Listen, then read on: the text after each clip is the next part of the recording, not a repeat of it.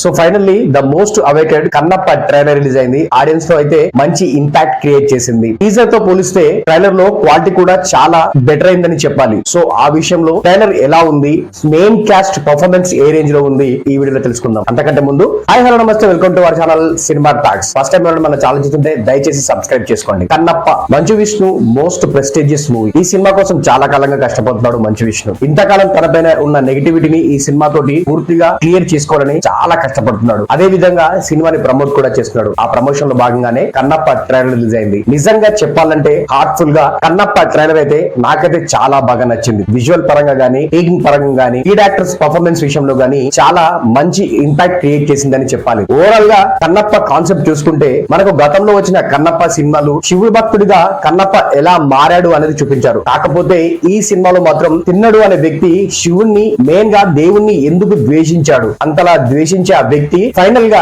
శివభక్తుడిగా ఎలా మారారు అనేది చాలా ఇంపాక్ట్ఫుల్ గా చూపించబోతున్నట్టు కూడా కనిపిస్తుంది. ముందు నుంచే మంచు విష్ణు ఈ విషయాన్ని చెప్తున్నాడు. పాత సినిమాలకి ఈ సినిమాకి పొద్దునం ఏంటి అనేది అక్కడ మీకు కన్నప్ప అనే వ్యక్తి శివభక్తుడిగా ఎలా మారాడు అనేది మాత్రమే చూపించారు. కాకపోతే శివుణ్ణి ఆయన ద్వేషించడానికి రీజన్ ఏంటి అనేది చాలా ఇంపాక్ట్ఫుల్ గా ఈ సినిమాలో చూపించబోతున్నట్టు చెప్పొచ్చాడు. ఇప్పుడు అదే విషయం క్లియర్ కట్ గా ట్రైలర్ లో కూడా కనిపించింది. ఆ ఎలిమెంట్ కనుక వర్కౌట్ అయిందంటే సినిమా ఖచ్చితంగా సక్సెస్ అయ్యే అవకాశం కనిపిస్తుంది. ఇక లీడ్ యాక్టర్స్ విషయానికి వస్తే మోహన్ బాబు, మోహన్ లాల్, మంచు విష్ణు, ప్రభాస్, అక్షయ్ కుమార్, కాజల్ ఇలా ప్రతి మెయిన్ క్యారెక్టర్ సంబంధించిన ఇంట్రెస్టింగ్ సీన్స్ ని ఈ ట్రైలర్ లో యాడ్ చేశారు. అవి ఆడియన్స్ పైన మంచి ఇంపాక్ట్ క్రియేట్ చేశాయి. స్పెషల్ గా అందరూ వెయిట్ చేసిన ప్రభాస్ క్యారెక్టర్ అయితే చాలా ఫోర్స్ఫుల్ గా, చాలా ఫిరోషియస్ గా ఉండబోతున్నట్టు కూడా కనిపిస్తుంది. ఆయన ఏదో స్పెషల్ అపియరెన్స్ గా కాకుండా ఒక టైమ్ లో సినిమాలో ఎంట్రీ అయ్యి సినిమా అయిపోయే వరకు ఉంటాడన్నట్టుగా కూడా క్లియర్ కట్ గా కనిపిస్తుంది. శివుడి ఆజ్ఞతో భూమిపైనకు వచ్చిన రుద్రాన క్యారెక్టర్ లో ప్రభాస్ లుక్ గానీ, ఆయన చెప్పిన డైలాగ్స్ గానీ చాలా ఇంపాక్ట్ క్రియేట్ చేశాయి. ఇక శివుడిగా అక్షయ్ కుమార్ చాలా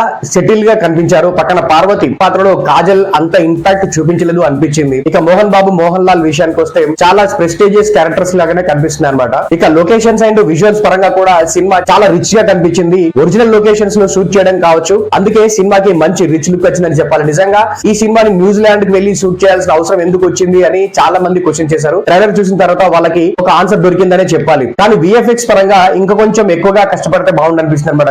కొన్ని చోట్ల గ్రీన్ మ్యాట్ లో షూట్ చేశారన్నట్టుగా కూడా క్లియర్ కట్ గా అనిపించింది. టీజర్ కి ఏ రేంజ్ లో నెగిటివిటీ అయితే వచ్చిందో వాటన్నిటికీ ట్రైలర్ తో అదిరిపోయే ఆన్సర్ చెప్పాడు మంచు విష్ణు. ఇక ఎస్పెషల్లీ మంచు విష్ణు యాక్టింగ్ విషయానికి వస్తే ట్రైలర్ లో నేను ఇంకా వదలను అంటూ శివుడితో చెప్పిన లాస్ట్ డైలాగ్ ఏదైతే ఉందో అది చాలా హార్ట్ఫుల్ గా, చాలా ఆర్ద్రతతో చెప్పినట్టుగా కనిపించింది. అదే రేంజ్ లో పర్ఫార్మెన్స్ కనుక సినిమాలో విష్ణు ఇస్తే మాత్రం ఖచ్చితంగా ఈ సినిమాతో ఆయన మంచి నటుడుగా మరోసారి ప్రూవ్ చేసుకునే అవకాశం దక్కినట్టే అవుతుంది. ఓవరాల్ గా కన్నప్ప ట్రైలర్ మాత్రం సినిమా పైన మంచి అంచనాలే క్రియేట్ చేసిందని చెప్పాలి. మరి కన్నప్ప ట్రైలర్ నాకైతే చాలా బాగా నచ్చింది. మీకు ఏమనిపించింది అనేది కింద కామెంట్ చేయండి. ఇలాంటి మరిన్ని latest and interesting updates and reviews కోసం మన సినిమా టాక్స్ యూట్యూబ్ ఛానల్ ని సబ్స్క్రైబ్ చేయండి.